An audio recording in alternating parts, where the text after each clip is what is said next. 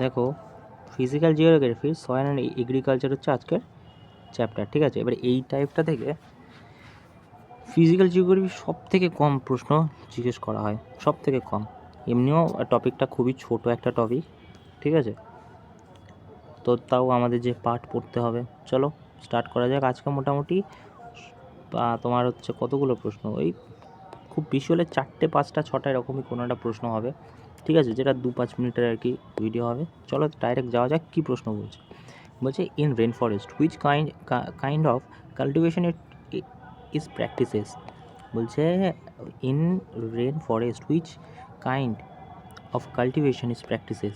Rain ফরেস্টে কোন ধরনের কাল্টিভেশন প্র্যাকটিস করা হয়, মানে হয় আর কি, ঠিক আছে। তো এটা হয়ে যাবে কি স্ল্যাশ অ্যান্ড বার্ন। তবে এই ধরনের কাল্টিভেশন দেখতে পাওয়া যায় ব্রাজিল আর হচ্ছে তোমার ইন্দোনেশিয়ার মতো ওই দেশগুলোতে, ঠিক আছে, যেখানে গিয়ে না প্রথম কাটা হয় এবং পরে জ্বালিয়ে দেওয়া হয়, ঠিক আছে।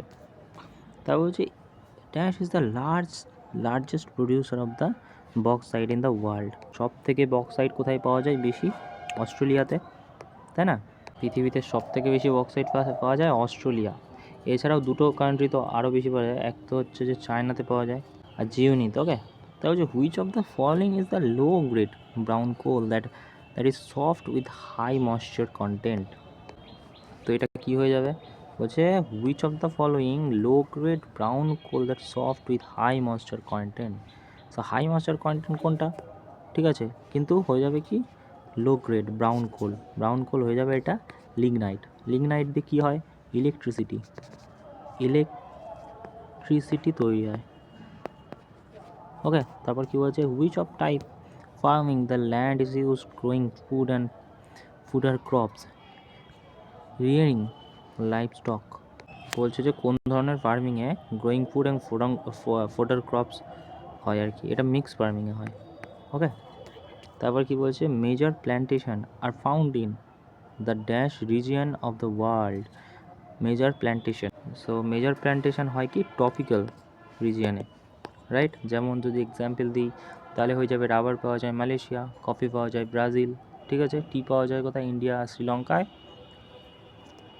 এদের মধ্যে সব কটার এক্সাম্পল, ওকে।